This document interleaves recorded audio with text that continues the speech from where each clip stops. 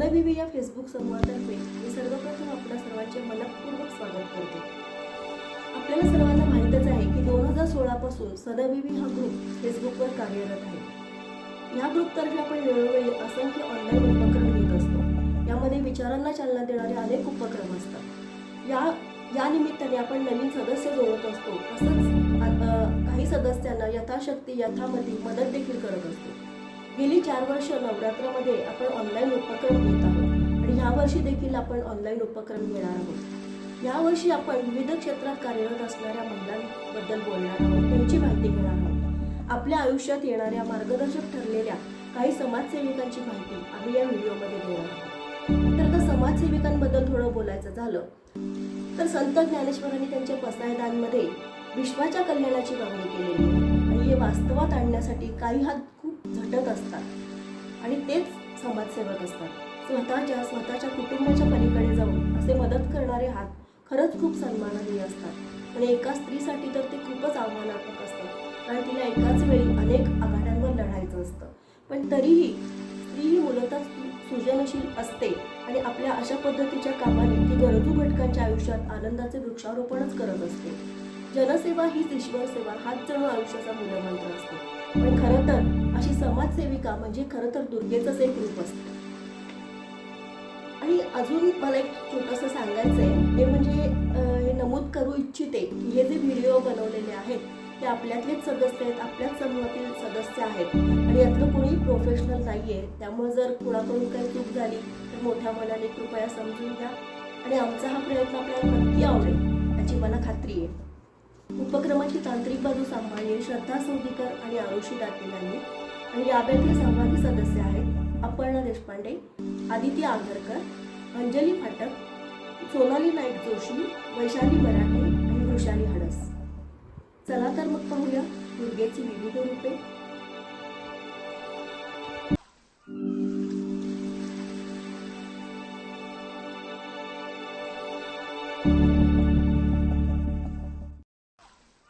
नमस्कार, मी वृषाली हडस।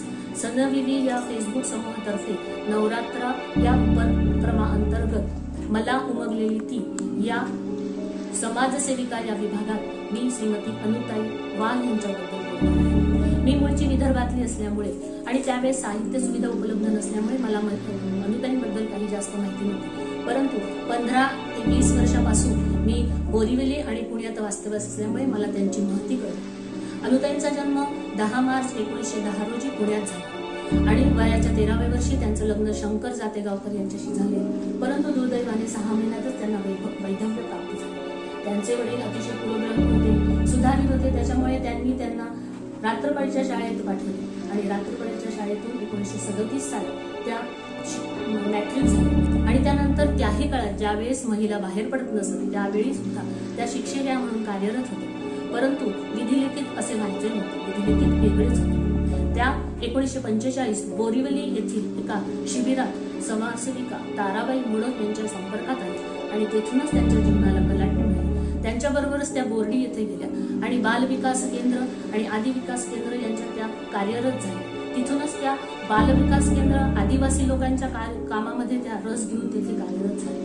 त्याच्यानंतर त्यांनी बरेच पुरस्कार प्राप्त केले, आदर्श माता, आदर्श शिक्षिका, दलित मित्र, जमनालाल बजाज पुरस्कार, अखिल भारतीय सावित्रीबाई फुले बाल शिक्षण पुरस्कार असे त्यांना पुरस्कार प्राप्त झाले आणि त्याच्यावर एक कडी म्हणजे पद्मश्री पुरस्कार सुद्धा प्राप्त झाला। 1947 ते 1992 पर्यंत त्या कार्यरतच होत्या। नंतर कोसबाड येथे 1973 साली त्यांनी ग्राम बाल विकास केंद्र आणि स्त्री विकास केंद्राच्या स्थापना केली आणि तिथे त्या कार्यरत झाल्या। त्यांनी कोसबाडच्या टेकडीवरून असे आत्मचरित्र लिहिले, सखीसोबत असा कथासंग्रह पण प्रसिद्ध झाला। त्या बऱ्याच मासिकाच्या सावित्री नावाच्या मासिकाच्या संपादिका सुद्धा होत्या। ग्राम बाल विकास केंद्र अखिल भारतीय पूर्व प्राथमिक शिक्षण मंडळाच्या त्या संचालिका होत्या, तसंच त्या अखिल भारतीय ग्राम विकास केंद्राच्या कार्यकारिणीत सुद्धा होत्या। मला विशेष आनंद असा वाटतो की त्यांच्या या कार्याची माहिती सर्वदूर पसरली होती आणि आपल्या शालेय अभ्यासक्रमात कुमार भारती वर्ग इत्यादी 9वीच्या पाठ्यपुस्तकात श्री उत्तम कांबळे या लेखकांनी लिहिलेला एक समयीची गोष्ट याचा पाठ म्हणून सरकारने अंतर्भूत केलेलं आहे त्याचे मला विशेष आनंद वाटतो. त्यांच्याबद्दलचे कार्य खूप होते. कोसबाड, पालघर या ठिकाणी पाड्यापाड्यात जाऊन त्यांनी आदिवासी लोकांना, आदिवासी लहान मुलांना तिथे पाड्यापाड्यात जाऊन शिकवल्यामुळे अंगणवाडी नावाचा प्रकल्प इथूनच त्याची रुजुवात झाली असे मला वाटते. अशा या थोर समाजसेविका अनुताई वाघांना माझा त्रिवार नमस्कार, माझा त्रिवार नमस्कार, माझा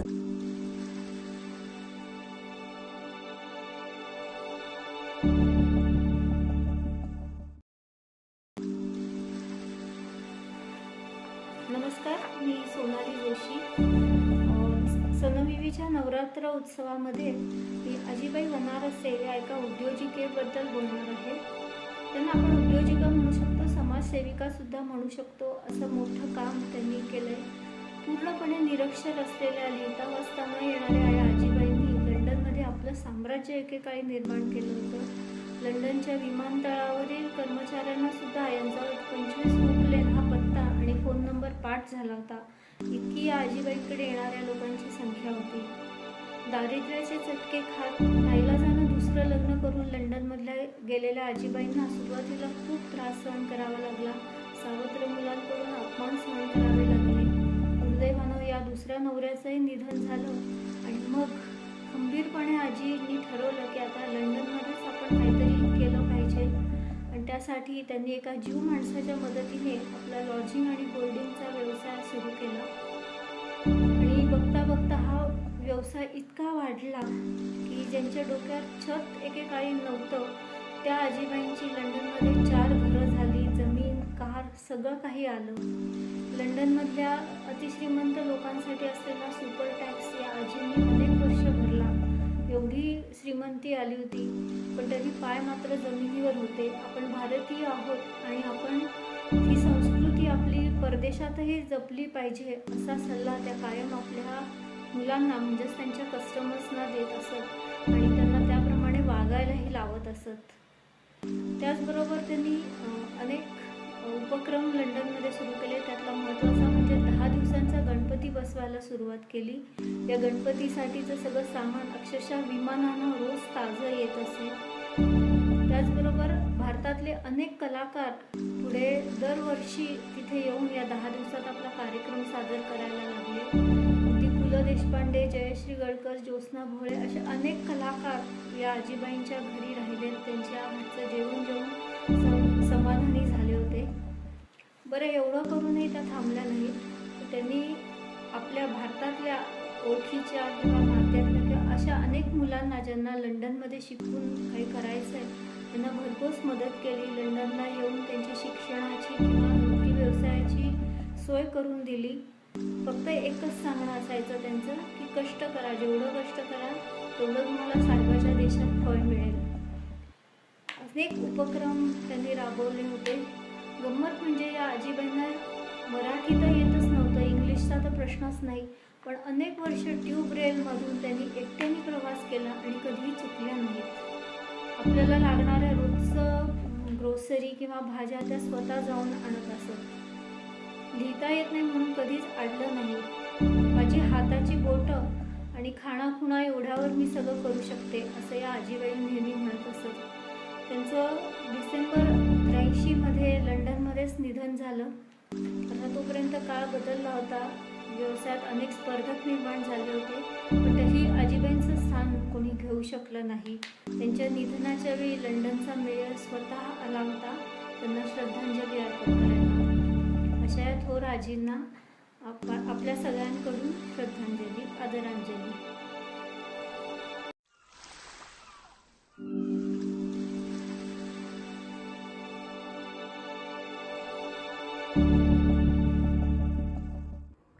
नमस्कार, मी अपर्णा देशपांडे. सणविवी या फेसबुक समूहातर्फे मला उमगलेली ती या उपक्रमाअंतर्गत मी आज समाजसेविका इला भट यांच्याबद्दल बोलणार आहे. जे का रंजले गांजले त्यासी म्हणे जो आपुले, तोची साधू ओळखावा देव तेथीची जाणावा. या उक्तीप्रमाणे लोकांसाठी, समाजासाठी भरीव योगदान देणाऱ्या महान व्यक्तिमत्वांपैकी समाजसेविका इला भट या आहेत. इला भट यांचा जन्म गुजरातमधील अहमदाबाद येथे 7 सप्टेंबर 1933 रोजी झाला. त्यांचे वडील हे एक प्रतिथयश वकील होते, तर आई महिला आंदोलनामध्ये सक्रिय कार्य करत होती. इला भट यांनी देखील कायद्याचे शिक्षण पूर्ण केले. आणि हिंदू लॉमध्ये त्यांना 1954 मध्ये सुवर्ण पदक देखील मिळालं. 12 मे 1986 ते 26 सप्टेंबर 1988 पर्यंत त्या राज्यसभेच्या खासदार देखील होत्या. अहमदाबादमध्ये टेक्स्टाईल इंडस्ट्रीमध्ये काम करताना त्यांच्या असं लक्षात आलं की इथे महिलांचं प्रमाण अधिक आहे, पण त्यांच्या उन्नतीकडे कोणीच लक्ष देत नाहीये आणि ह्या स्वयंरोजगार करणाऱ्या स्त्रियांना कायद्याचं संरक्षण तर बिलकुलच नव्हतं. त्यासाठी त्यांना त्या महिलांसाठी काहीतरी काम करावं अशी खूप इच्छा निर्माण झाली, कारण त्यांना त्याची खूप गरज होती. आणि यासाठी असंघटित महिला कामगारांसाठी त्यांनी 1972 मध्ये सेवा म्हणजे सेल्फ एम्प्लॉईड वुमन्स असोसिएशन ही संघटना सुरू केली. 1972 ते 1996 मध्ये पर्यंत त्यांनी तिथे महासचिव म्हणून काम केलं. 7 महिलांपासून सुरू झालेला हा प्रवास आज 13 लाखाहून अधिक महिलांपर्यंत येऊन पोहोचलाय. त्यांच्यामध्ये ही संघटना नसून एक चळवळच होती.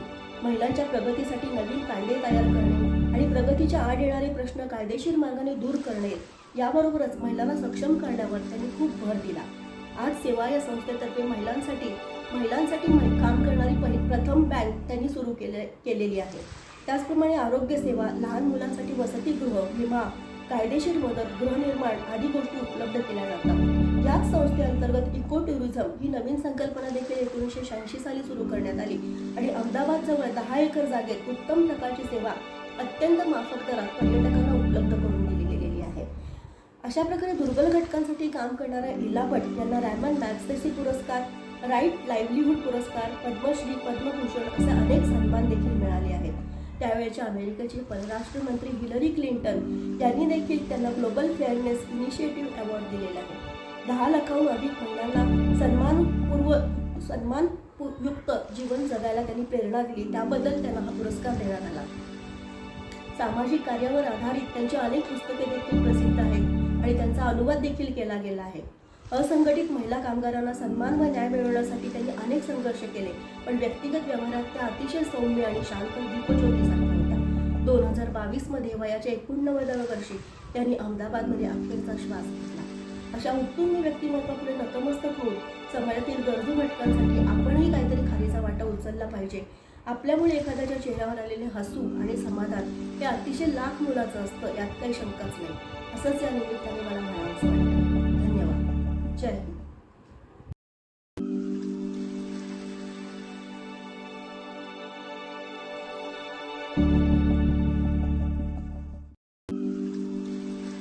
नमस्कार, मी सौ वैशाली कौस्तुभ मराठे. सनविवी या फेसबुक समूहातर्फे नवरात्र निमित्त आयोजित उपक्रम मला उमगलेली ती या मालिकेमध्ये समाजसेविका या सदरामध्ये मी माझ्या सासूबाई श्रीमती अरुणा अरविंद मराठे यांच्याबद्दल माहिती देऊ इच्छिते. त्यांचा जन्म 3 जून 1946 साली पुणे येथे झाला आणि SP कॉलेजमधून BSc बॉटनीमध्ये 67 साली त्यांनी पदवी प्राप्त केली. त्यानंतर चिंचवडच्या श्री अरविंद मराठे यांच्याबरोबर त्यांचा विवाह झाला आणि त्यानंतर त्या चिंचवड येथे राहू लागल्या. सन 1981 साली प्रतिभा कुलकर्णी या मैत्रिणीबरोबर त्या कन्याकुमारीला 10 दिवसांच्या आध्यात्मिक शिबिराला गेल्या. हे शिबिर होतं एकनाथजी रानडे यांनी संस्थापन केलेल्या कन्याकुमारीच्या विवेकानंद केंद्रातर्फे. तिथलं वातावरण, जीवनव्रतींचं जीवन, कार्याचा हेतू हे सगळं बघून त्या भारल्या गेल्या आणि त्या परत येऊन त्यांनी विवेकानंद केंद्राची शाखा किंवा उपशाखा आपल्या चिंचवडला सुरू करावी असं त्यांना वाटलं. त्यावेळी त्यांचं वय होतं 35. घरी 2 मुलं होती, 11 वर्षाची मुलगी आणि 8 वर्षाचा मुलगा. इंडस्ट्रियलिस्ट असून सुद्धा बाकीचे बरेच गोष्टी मनात असून सुद्धा किंवा करता येण्यासारख्या असून सुद्धा या विषयाकडे त्या वळल्या, कारण त्यांना तिथलं कार्य, केंद्राचं कार्य खूप आवडलं आणि त्यानिमित्तानं त्यांनी चिंचवडला छोटी एक शाखा सुरू केली. त्याच्यातर्फे संस्कार वर्ग, टेल्कोच्या विद्यानिकेतन बायकांचा योग वर्ग, प्राणायाम वर्ग अशा छोट्या छोट्या गोष्टी त्यांनी करायला सुरुवात केल्या. केंद्राचे जे 5 उत्सव असतात म्हणजे विवेकानंद जयंती 12 जानेवारी, विश्व बंधुत्व दिन 11 सप्टेंबर, एकनाथजींची जयंती 19 नोव्हेंबर, गीता जयंती ज्या तिथीला येईल तेव्हा आणि गुरुपौर्णिमा, हे 5 उत्सव सुरू केले. आणि मग हळूहळू कार्यकर्ते जमू लागले, काम दिसू लागले. यात 1-1.5 वर्ष गेलं आणि मग चिंचवडला विवेकानंद केंद्राची शाखा म्हणून, उपशाखा म्हणून मान्यता मिळाली आणि तेव्हापासून आजपर्यंत त्या चिंचवड शाखेच्या संयोजक आणि संचालक आहेत आणि सतत सगळे कार्यक्रम आज वयाच्या 77व्या वर्षीसुद्धा हिरिरीनं पार पाडत आहेत. विवेकानंद केंद्र हे आध्यात्मिक पायावर आधारित सेवा संघटन आहे आणि मनुष्य निर्माण आणि राष्ट्र पुनरुत्थान, man making and nation building या ध्येयावर त्याची वाटचाल सुरू आहे. विवेकानंदांचे जे स्वप्न होते की भारत देशाला आदर्श व सामर्थ्यशाली बनवायचे, त्यासाठी ध्येयनिष्ठ व राष्ट्रनिष्ठ तरुण पिढी निर्माण करण्याची आणि त्याच्यासाठी विवेकानंद केंद्र हे सगळ्या कॉलेजमध्ये, शाळांमध्ये जाऊन माहिती देणं, संस्कार वर्ग घेणं, वेगवेगळे ट्रेक्स आयोजित करणं, तसेच रक्तदान शिबिर आयोजित करणं, शिक्षकांसाठी शिबिर आयोजित करणं यासारखे विषयांवरती काम करत असतात. तसंच वेगवेगळ्या ठिकाणी युवकांची व्यक्तिमत्व विकास शिबिरे घेऊन त्यांच्या मनात देशप्रेम व संघटन कौशल्य निर्माण करणे यासाठी कार्य करत असतात. या सगळ्या गोष्टींची माहिती मोठ्या फार या व्हिडिओत करता येण्यासारखी नाही, पण हे कार्य थोडंसं लोकांपर्यंत पोचावं आणि आज इतकी वर्ष ते हे कार्य करतात म्हणून त्यांचा उल्लेख व्हावा म्हणून मी हा व्हिडिओ केला. धन्यवाद.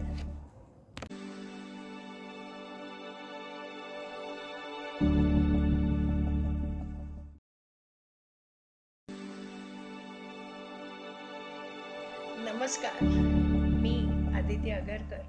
नवरात्र 2023 या उपक्रमाअंतर्गत मला उमगलेली ती या संदर्भात मी आज एका थोर समाजसेविकेचं प्रकाश झोतात आणण्याचा मी प्रयत्न करते.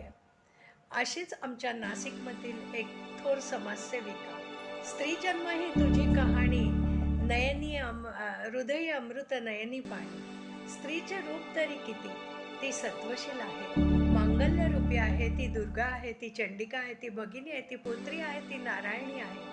कितीतरी रूपं आपल्याला स्त्रीचे पाहायला मिळतात. परंतु आज आम्ही जे एक स्त्रीचे रूप पाहिले ते एक वेगळे आणि सगळ्यांपेक्षा वेगळं काम करणारी अशी ही नारायणी, अशी ही कणखर मजबूत असणारी महिला. तिला अनेकांच्या रूपात, माऊलीच्या रूपात अनेकांचे आशीर्वाद मिळाले. अशी मजबूत असणारी, करोनाच्या काळातही नातेवाईकांनी सोडले तरी मृत व्यक्तीवर अंत्यसंस्कार करणारी, रात्रभर जागरण करणारी, हसतमुखाने काम करणारी अशी ही आमची सोशिक महिला संगीता रवींद्र पाटील. ही आपल्या आईवडिलांचा वारसा घेऊन नाशिकमधील पंचवटी महानगरपालिकेच्या स्मशानभूमीत काम करणारी, पत्र्याच्या 2 खोल्यांच्या शेडमध्ये राहणारी आणि 14 निराधार मुलांना आधार देऊन त्यांचं पालनपोषणाची जबाबदारी स्वीकारणारी, स्वतःच्या 2 मुलांसह पालनपोषणाची जबाबदारी स्वीकारणारी अशी मजबूत आणि हसतमुख महिला जी प्रेतात्मांना अग्निसंस्काराचं काम करते. जेव्हा सर्व माणसे तिला नाकारत होती, कारण एका स्त्रीने अग्निसंस्कार करणं, अग्निडाग देणं मान्य नव्हतं, समाजाला मान्य नाही, म्हणून तिने 14 निराधार मुलांची टीम बाळगलेली आहे. अग्नी देताना ती मुलाला पुढे उभे करते आणि बाकीचं सगळं काम ती स्वतः करते. परंतु हीच सगळी लोक करोनाच्या काळामध्ये तिच्या हातापाया पडून, गयावया करून प्रेतात्म्यांना अंत्यसंस्कार कर ग बाई तू संगीता असं सांगणारी, ती तेव्हाही हसतमुखाने काम करणारी आणि आत्ताही करोनाच्या काळातही 500 आणि 1000च्या वर प्रेतात्म्यांना तिने मुक्ती दिलेली आहे आणि ते अग्निसंस्कार केले आहे. तिला जेव्हा आम्ही विचारले तेव्हा ती म्हणाली, अहो, जिवंत व्यक्तींना घाबरायचे, मृतात्म्यांना थोडी घाबरायचे, ते तर आपल्याला आशीर्वाद देतात. पॅन्डेमिकमध्ये तिचं हे संपूर्ण काम वाखाणण्याजोगं होतं आणि हे सर्व काम ती हसतमुखाने करत होती. आपण नवरात्रामध्ये देवीची अनेक रूपं पाहतो. नवरात्रात देवीला जातो, रामाला जातो, पण अनेकांनी तिला भेटायचे टाळले. पण आम्ही तिला नवरात्रात ह्या दुर्गेला भेटायला गेलो आणि कशाची आम्ही भीती बाळगली नाही. स्मशान कसं असतं काय हे आम्हाला तिथे गेल्यावर समजले आणि त्या माऊलीला आम्ही साडी चोळी देऊन तिची ओटी भरली आणि तिथे बसून रामरक्षा म्हणून पायरीवर, स्मशानातील पायरीवर बसून आम्ही रामरक्षा म्हटली आणि पहिल्यांदा स्मशानभूमी काय असते ते आम्ही पाहिलं, पण आम्हाला कुठलीही भीती वाटली नाही. अशा या दुर्गेला, अशा या माऊलीला कोटी कोटी सलाम. अशी ही थोर समाजसेविका आज नाशिकमध्ये सगळ्यांच्या तोंडून तिचं आज नाव येते, कारण करोना काळात केलेलं अतुलनीय काम हे तिचं पूर्णपणे वर्तमानपत्रात, न्यूज चॅनलवर आलेलं आहे आणि आज स्मशानभूमीत तिला सगळेजण भेटायला आतुर आहे. अशी ही थोर समाजसेविका प्रकाश झोतात आणण्याचा मी प्रयत्न करते. संगीता रवींद्र पाटील, स्मशानभूमीत अथकपणे काम करणारी संगीता. धन्यवाद.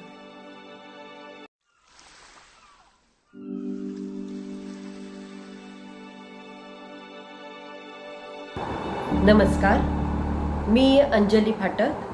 मी सनविवी या फेसबुक समूहातर्फे नवरात्र निमित्त आयोजित मला उमगलेली ती या उपक्रमाअंतर्गत समाजसेविका सुधा मूर्ती यांच्याबद्दल माहिती सांगणार आहे. सुधा मूर्ती यांचा जन्म शिग्गांव, कर्नाटक इथे 19 ऑगस्ट 1950 साली झाला.